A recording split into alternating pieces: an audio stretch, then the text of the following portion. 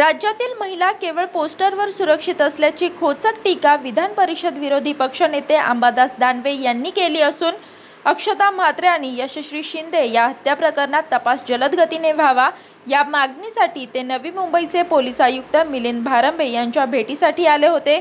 यावेळी राज्याच्या कायदा सुव्यवस्थेबाबत सरकार जागरूक नसल्याचे अशा घटनांवरून स्पष्ट होते, अशी टीका देखील त्यांनी केली।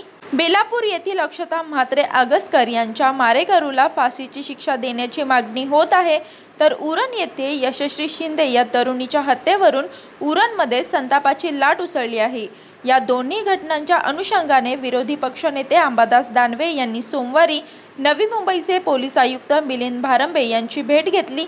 यावेळी त्यांनी दोन्ही गुन्ह्यांमध्ये तपास बारकाईने व्हावा आणि पीडित कुटुंबियांना न्याय देऊन त्यांचे दुःख कमी करण्यास मदत करावी, अशी मागणी आयुक्तांकडे केली। या घटनांवरून गृहमंत्र्यांना भेटून काही होऊ शकणार नसल्याने राज्यपालांची भेट घेणार असल्याचेही त्यांनी यावेळी सांगितले। दरम्यान राज्यात लाडकी बहीण असा गवगवा होत असतानाच बहिणींवर अशा प्रकारे अत्याचार घडत असल्याची खंत त्यांनी व्यक्त केली। यावरून कायदा सुव्यवस्थेबाबत सरकार जागरूक नसल्याची ही टीका त्यांनी केली।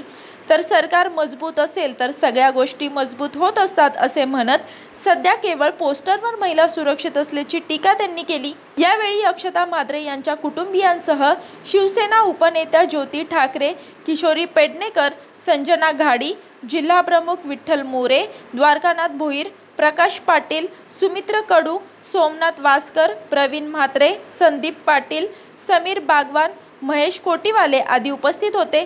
यासोबतच आयुक्तांच्या भेटीदरम्यान त्यांनी रुग्णालयाकडून लागलेल्या बिलाच्या तगाद्यामुळे नरेंद्र गाडे यांनी देखील आत्महत्या केल्याची घटना घडली।